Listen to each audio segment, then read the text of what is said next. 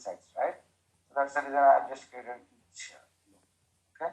So once I've done, so next thing what I'm trying to do, I'm trying to create an multiple sites folder inside your SRV Apache.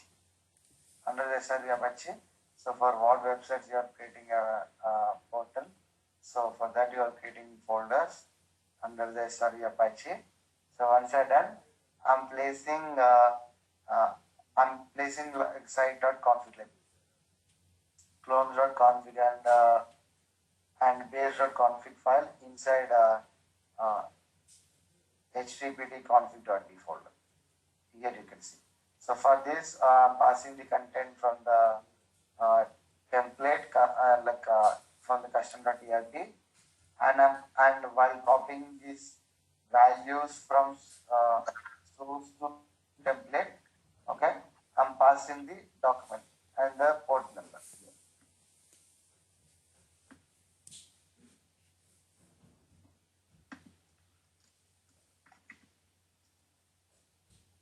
Okay.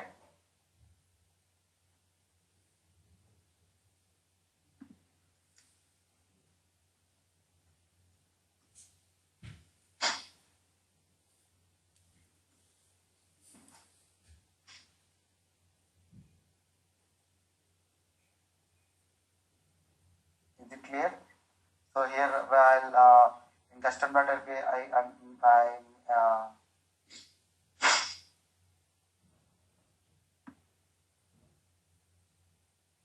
okay. So what I'm trying to say here is here while passing this complete data in custom.rp into this site config, so I'm saying to change this to values. So once it's done, I'm asking to restart. After that, creating some document folder, I'm again placing the index.html file in the document folders using again the content in the source index.html.yaml file.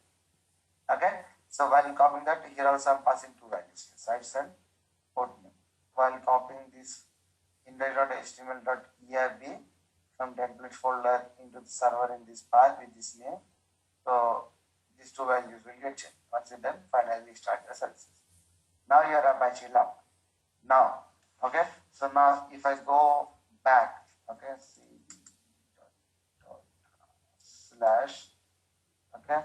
So here under the Apache, what we have different type of folders, right? So attributes, templates. So let us go and see the templates, and as I told you, I just use templates, right?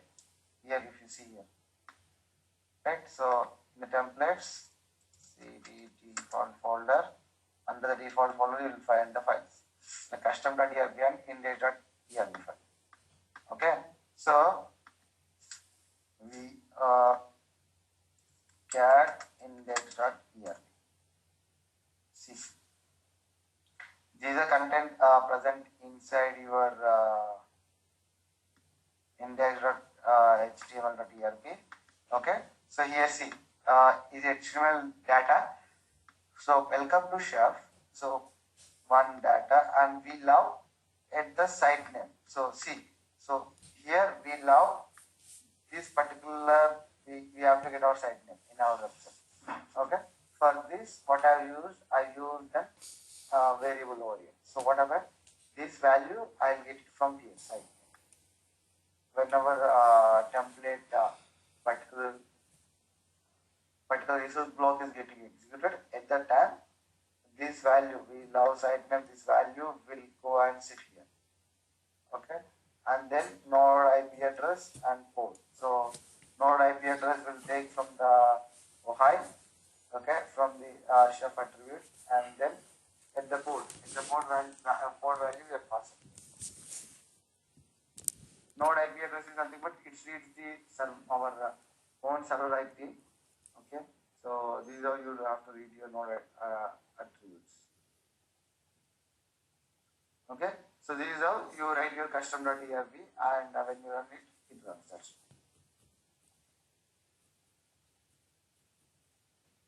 Okay, so see, while writing the template, okay, so file is a in the cookbooks we have file folder where you want to copy the file as it is into the server. You can use file cookbook file. But if you want to use if you want to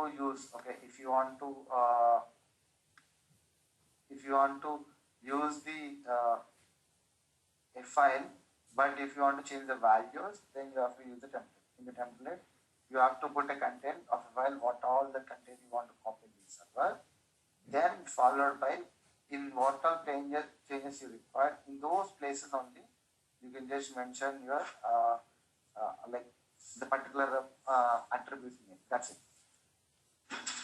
Okay. So example, if you write some templates, okay, example like this, okay, demo dot erb, okay, so file should be with the erb extension embedded ruby file, okay, we should write the templates in erb format, okay, so once you write down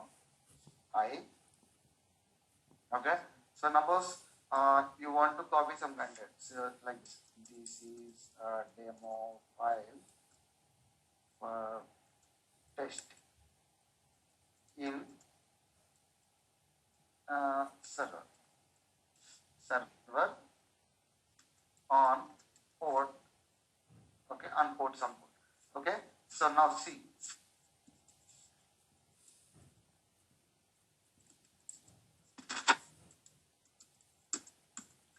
so I just want to copy this demo.erb file into the server as a demo, and this content in the file should be copied in the server.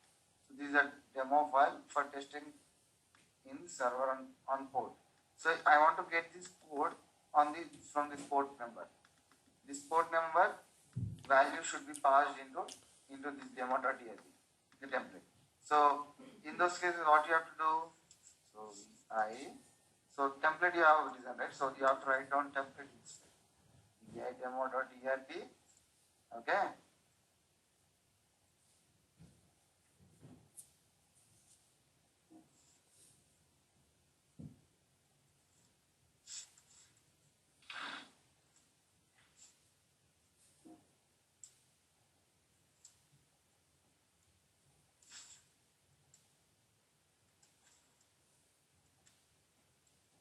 Like this.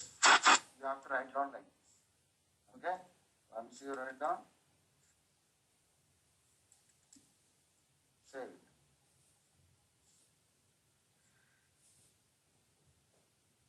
Okay?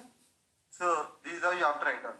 Okay? So in demo.rb file, so you have to mention the port number like this. So once you pass this port number like this, okay?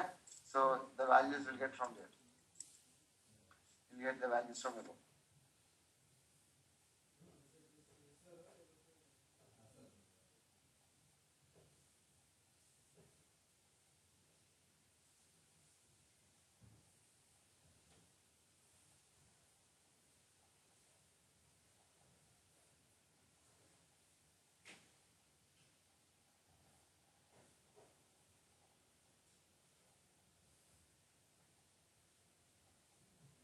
Is it clear?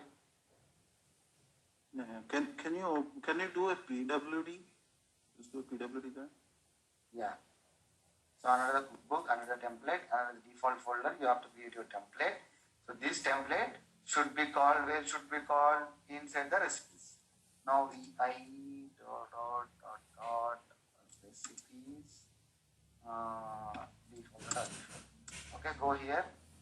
Come completely down. So if you want to replace that value, so you have to write down like something like this.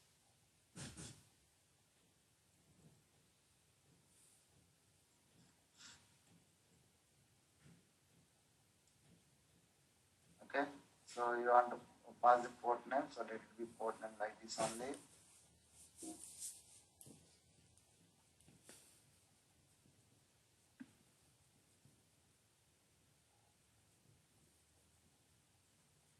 So here, what is the source file in the template you are passing? Demo.erb, this file name like this.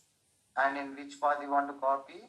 And once you copy into server in the path, it has to copy with the name as demo, not demo.dlp is for here extension purpose. But while copying the server, it has to copy into demo. Okay, like this.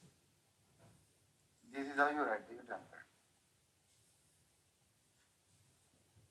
Okay, so like this you have to write your template and you have to pass it. So you have to write your complete content in the template, but exactly where the value after you change, right? So that at that particular place you have to define your particular attribute, and then you have to pass the value from here from the variable section. That's it. So once you're done, so it will save. I'm not saying it's not the part, but that is how you do it. Okay, clear for everyone?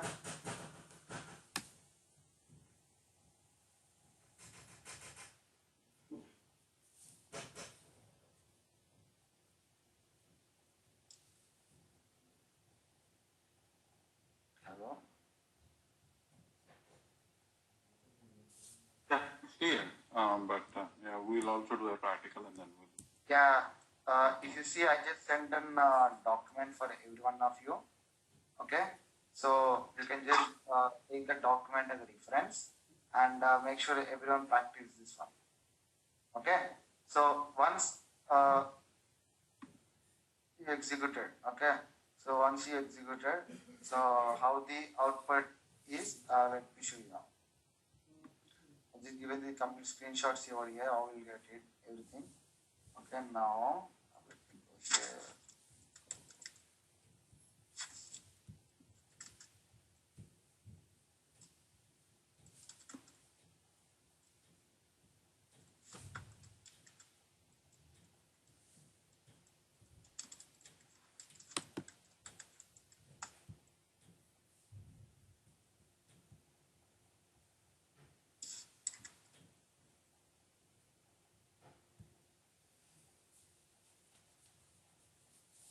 Okay, so now what I'm going to do, so let us go and create the complete server and try to execute from here itself Apache. Okay, so when I trigger a command, server should be created and Apache should get installed and all of my ports should be up and running.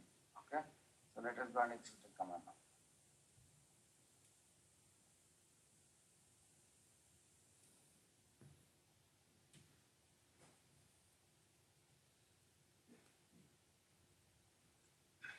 I wanted to ask you one question yesterday.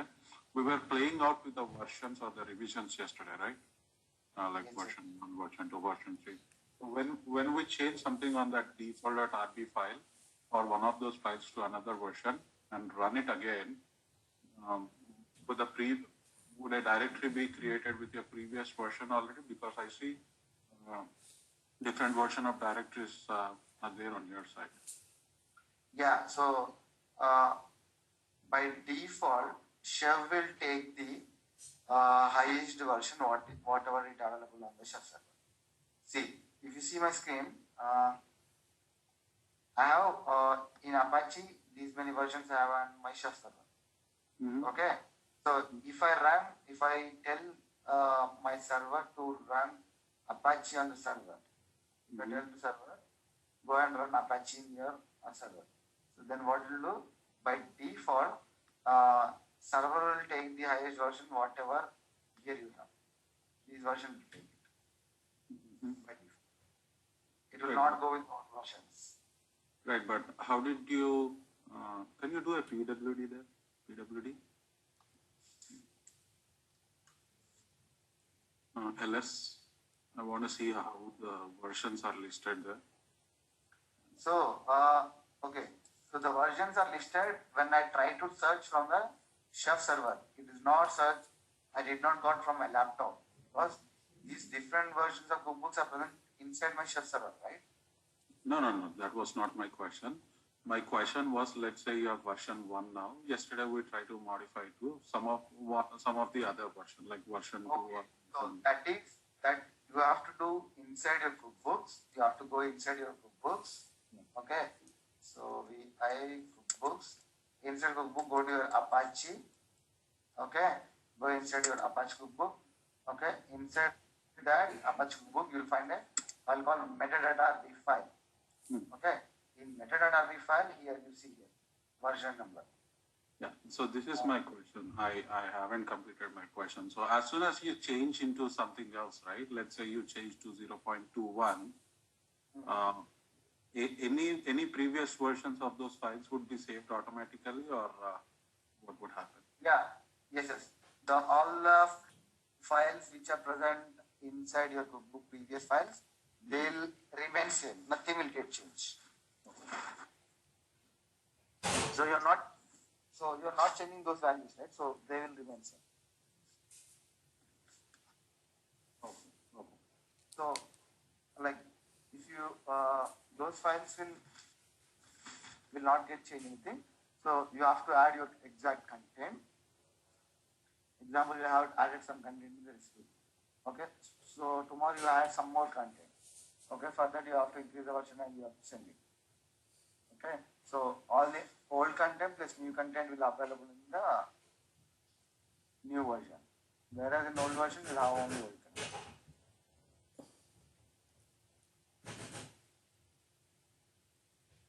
Clear? Yeah, clear. Yeah.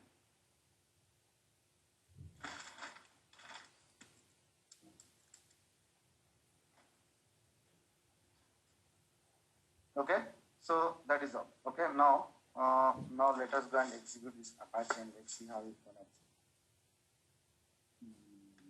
So I'm just trying to create a server.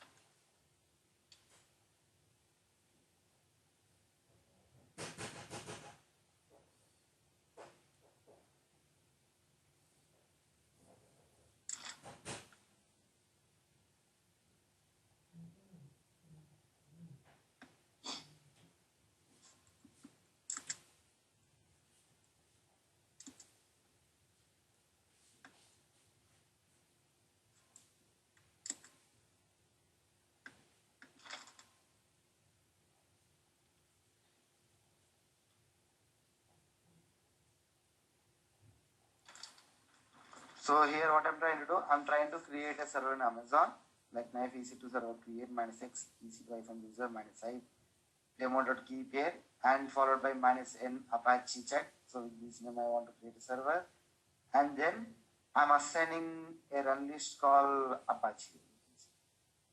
Okay, so by default, whatever the highest version we have in chef server, that version detail. Okay, and in that security group and subnet it has to create, and finally connect to your server here with public IP address.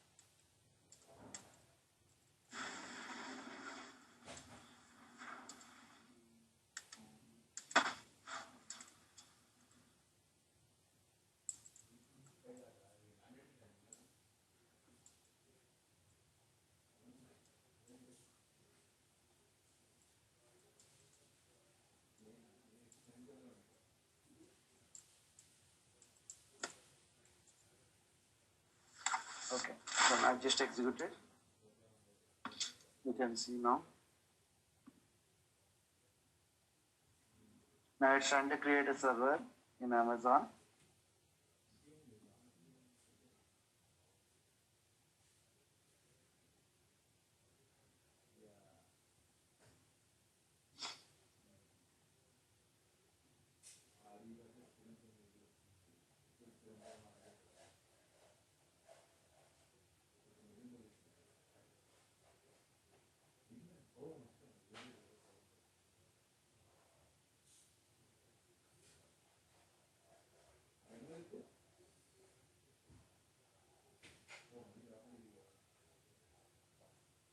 Okay, the server got created. Now it's trying to access the server.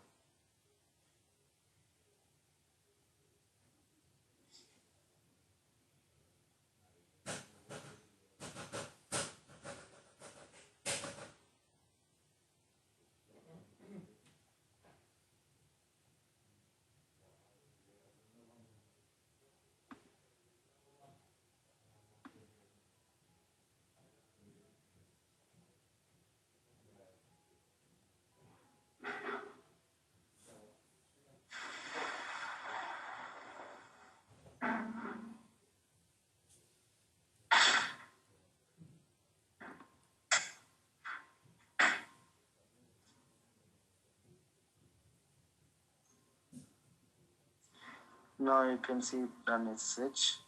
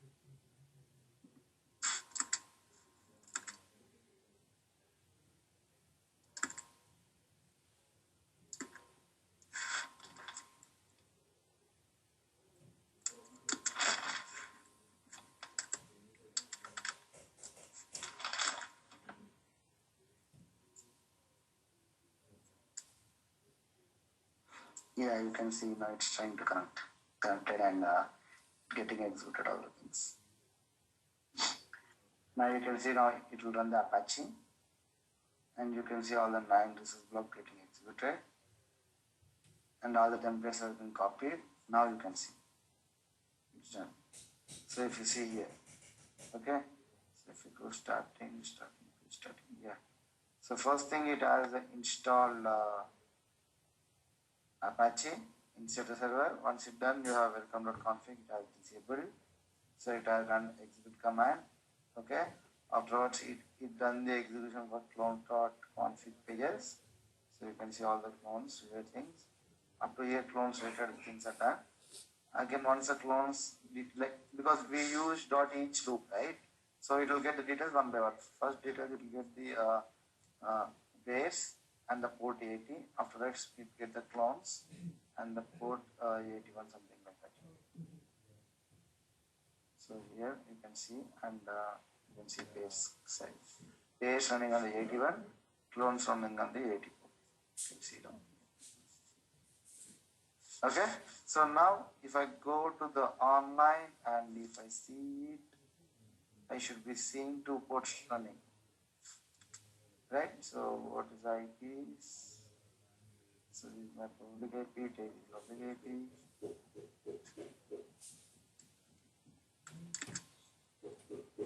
Okay, enter. So you can see welcome to share, we love clones. Another one running on port 81, right? So colon 81. Enter. So you can see we love base. So these are 2 virtual hosts where you can see on the website now. Clear?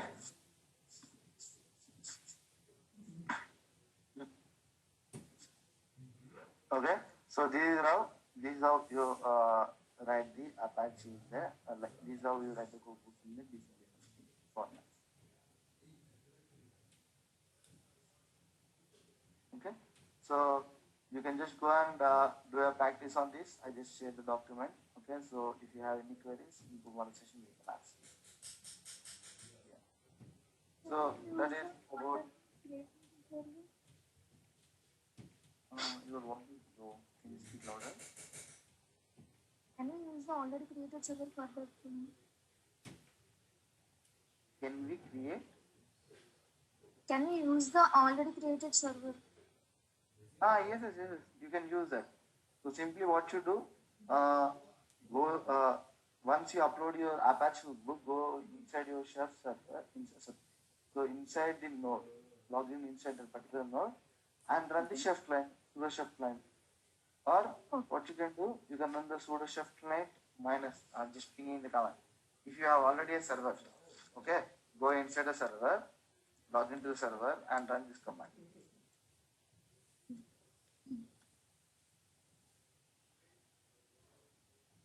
Got it. So we need to practice this today and come back to you if any questions with you tomorrow, right? Yeah. And we haven't gotten the complete agenda for Chef right now. Yeah, kind of got a very good idea on how we create servers from Chef.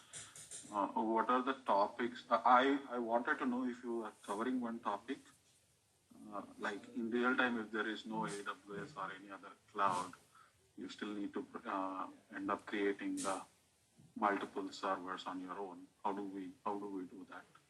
If you're covering it already, that's fine, but otherwise, we can take this discussion Creating multiple servers, I did not get. Yeah, if let's say we do not have the provision of AWS or Azure or cloud, what would be the other option? Not all the clients would go with a cloud approach, right? So what is the other option means? You just create your servers through some automation scripts or manually. Once you create the servers, on all the servers, you have to apply the bootstrap command. Okay, not this knife EC2 you have to apply the bootstrap command. If you done the bootstrap command, what that command will do, it will go and restart the server with the chef server. That is what we are. If you don't have the cloud, create server manually or through you using some automation scripts. Once server is ready, go and execute the bootstrap command inside the server. Or from your local laptop, go and run the bootstrap on the target server. The server will get reached with our chef. Right. And start up. Yeah, but we could also write recipes to create the servers by itself, right? No. Yeah, advanced one. So there are no recipes for creating server. Remember that point.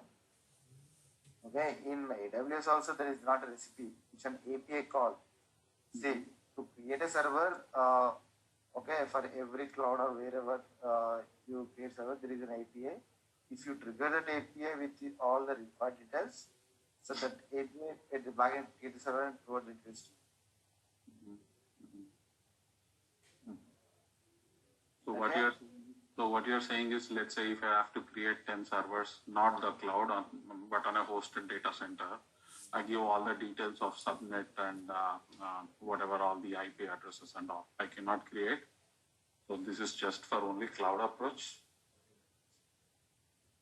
Yes. This is the one at present I am showing is only for AWS or Azure. Knife EC2 server command. No, I get this. This is for knife EC2 only, but my question is a little broader beyond this one. Let's say I have a requirement of creating 10 Linux servers, okay? Not on the cloud, but on the hosted data center, our own data center. Since Chef is an automated provisioning tool or the configuration management tool, can I write recipes to create those 10 servers? I'll get the source. That's what I told, right? So you cannot write a recipe to create a server. Okay. So you cannot create a recipe for creating server, but once the server is created, what you can do the bootstrap on those 10 servers. Okay. Okay. So you can do a bootstrap and then you can install your required configuration files or applications on the server. Okay, so still that at that point of time, server creation would be a manual effort. Yes, yes, right.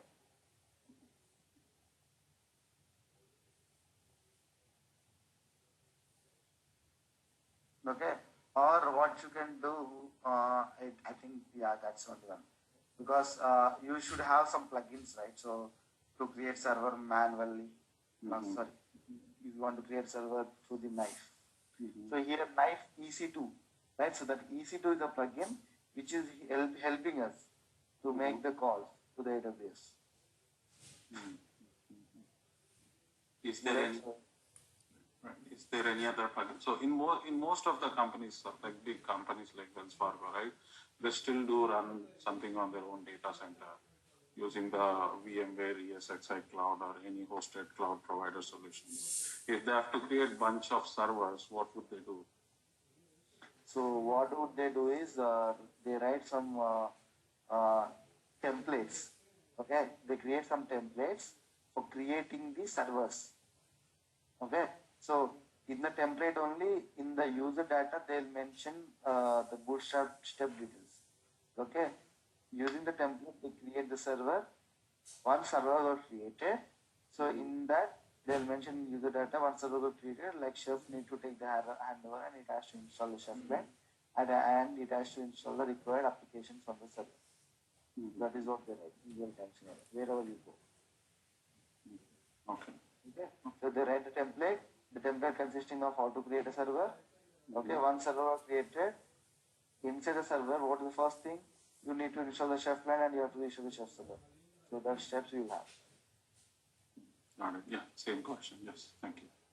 So, Okay. yeah, I could have misspelled it, like instead of saying template, I could have said recipe, but yeah, that was the answer I was looking. Okay, fine. So commonly we don't write recipes, we write the templates. Okay, so that's how it works. Yeah, so that is about writing the cookbooks in advanced level. So now next topic is data bags. Data bags with the cookbooks. So data bag. So what is the data bag? So data bag is the introduction to data bag. So data bag is a container, okay, for items that represents information about your infrastructure that is not tied to a single node. For example, users, groups, application, release information. So see, you are writing a cookbook and you are executing a cookbook as per your requirement. Okay, tomorrow one day when you have 20 servers, okay, suddenly we got 100 people. Okay, you want to give you want to divide that 10 servers into like in each server you want to add 20 users. Okay, so in one server, in X server you want to add 20 users, in Y server you want to add 20 users, in Z server you need to add 30 servers. Okay, as per your requirement. So if you want to add a few users into different servers, or whenever the application is installed, okay, so it has to register with the unique registration number or application release information details. So then that particular information belongs to a particular node, right? It's not belongs to a particular complete cookbook. It can be information related to a single node. In those cases, how do you handle through cookbooks? Okay, so we cannot handle because once you write in your cookbook, once you upload, that is done, right? You cannot make the changes while the cookbook is running. Okay, instead of doing that, what you can do, you can use a concept called data bags. Okay, so in data bag, what you can do is you can pass the values, okay, and you can call it from the recipe. Okay, so whenever your recipe will get executed, okay, so whenever the recipe gets executed, the data bags will get executed.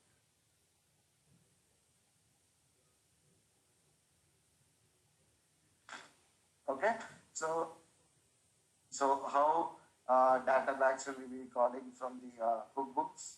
Okay, so how the information we are passing.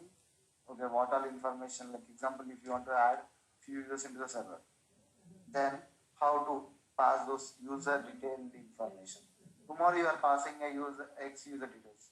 If tomorrow you want to pass the Z user information, then it should be able to handle all the requests, right? So all the requests, whatever it comes, like different, it has to be able to uh, get positions. So for that purpose, this database will help us.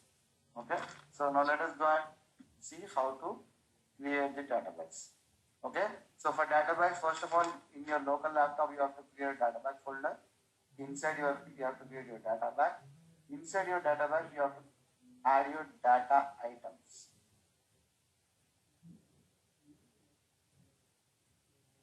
Okay, you have to add your data items. Okay, so now here what you are trying to do, first we are trying to create a database called users.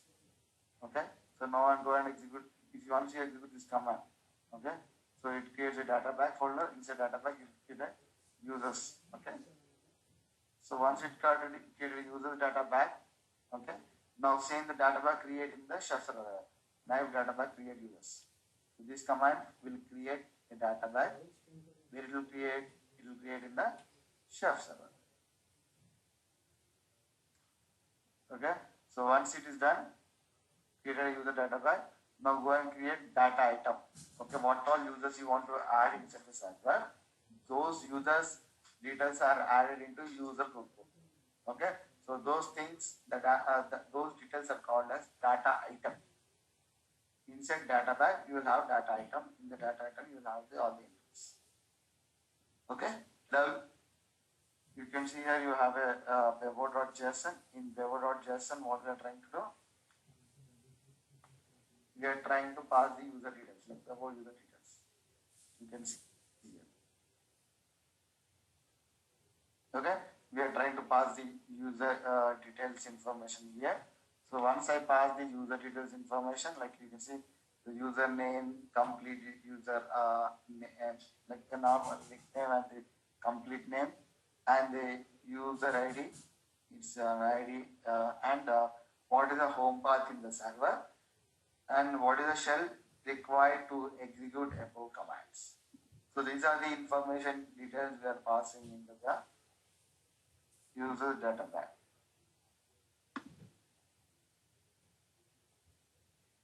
Okay, so once I pass all this information, okay, so what I'm trying to do, I'm trying to upload the data back into chef server from my local laptop. So this is a command.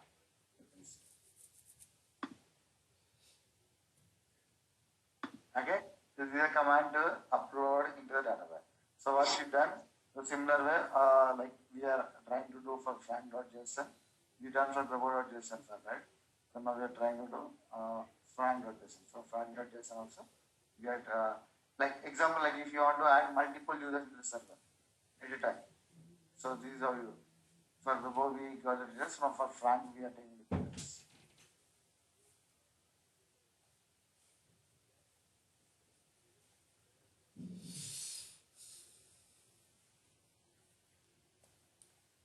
Okay, so it pass the frank dot other user details. Once you pass these details, again now you try to upload. So previously Devop user details, now frank user. Now both the user details are uploaded in the chef server. Okay, so these data packs, what I told, these data packs should be called from where? From the cookbook. Okay, inside a cookbook, then inside cookbook, inside the recipe, you have to write your code in such a way like that you call the details from your data pack and get executed on a server. That is how you have to do. Okay, so if I come down,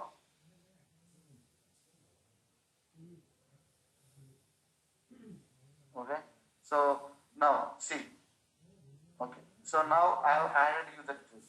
Okay, now in real time scenario, so whenever you add your user details into the server, so what we do, we create a group and we add those users into the group. Okay, so we add those details into the group. Okay, so now, now what I'm trying to say is, we create a user details, right? So now let us create a group for this user details. Whenever you want to give permission to users, so you cannot go and find individual user and you cannot give permission, right? Instead of doing that, give permission to the group. So what are you like, and we'll add all those users to the group. Okay, so if you give the permission to the group, so what are the users present inside the group will also get the same permission.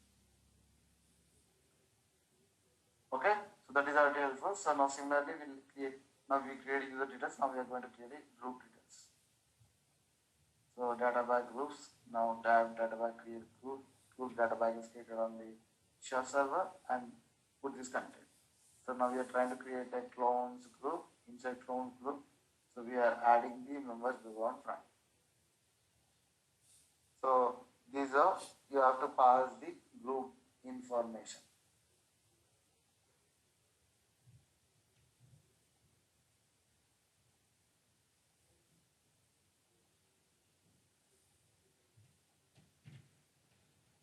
Okay.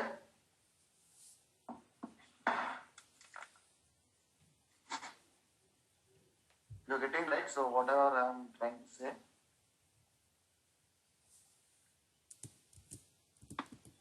So basically, if you have 10 servers, in 10 servers you have to add users.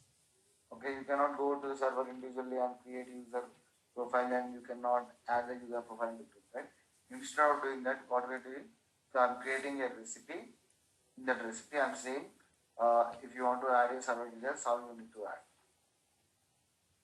Sorry, if you want to add your user details, so how the user details are present in the data pack, right? So how to call the data pack and how to add these users inside the server. So for that, we are creating a group, user group, and we'll call all these data packs, groups and users data pack in the group. Okay, so when we do that, it will get added automatically. So we had added clone, the one from, and the senior. So once it's done, so now we are trying to upload the groups data back. User command. So clones is a group name, so we are uploading into the chef server. Okay, so these are you write your data backs and upload into your chef server.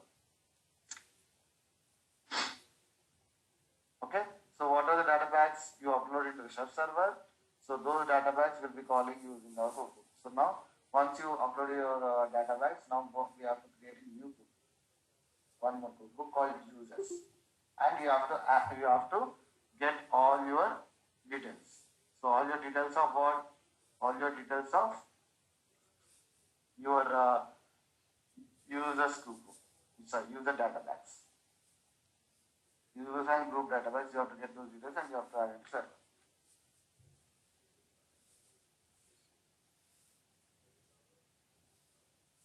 Okay. So that is how. So let us see tomorrow, like how to create the users cookbook and how to call those data packs from the cookbook. Okay. So let us see those details and in tomorrow. So we'll see about executing of data packs as well. So data packs is like a global variable. So whenever you require some information, you can pass it easily from data pack. Okay. Okay. So any doubts regarding data packs and the other advanced level of Apache? While I'm connecting to the remote server, in my Windows SSH is not recognized as internal command. And Okay. I want to know that I didn't get any. Okay. So when you try to, if you want to SSH your Red Hat servers or any Linux servers, like all the Unix variants, you have to use putty in the Windows. Okay, not the terminal. Here I am using terminal. This is for Mac. Okay. So if you want to do it from, if you want to do it for your Windows server, like if you want to access from Windows to the Linux, then you have to use the software called putty from online. Okay. I just pasted here. So you have to get the putty software inside your server IP, and you can see authentication auth. In that you have to load your PPK. So now you have the PEM file, right? Okay. The PEM file should be converted to PPK. Okay. Okay. So just share your screen. I'll just show you so that everyone can see now. Okay. Just wait.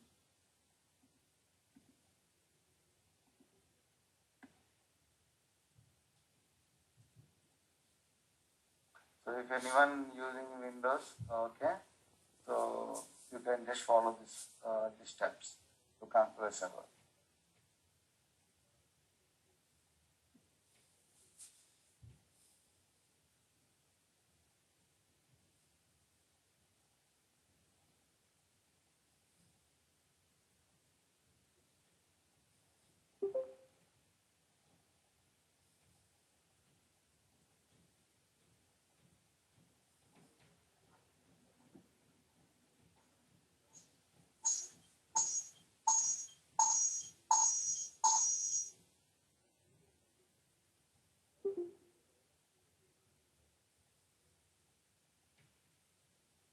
Can you share your screen?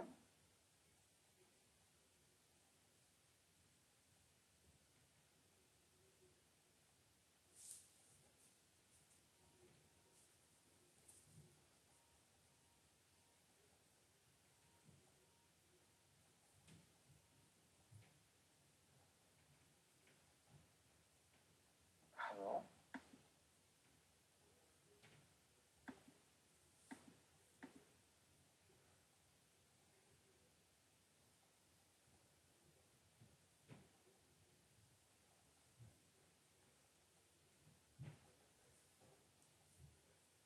Hello.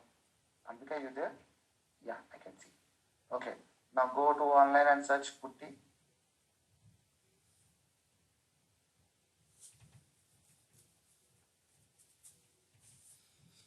Okay. You are using Mac, huh? You are using Mac, right? So, okay. So for Mac, go to terminal. For Mac, you have to use terminal as whatever I'm using SSH. The similar way you have to use. So show me there what error you are getting.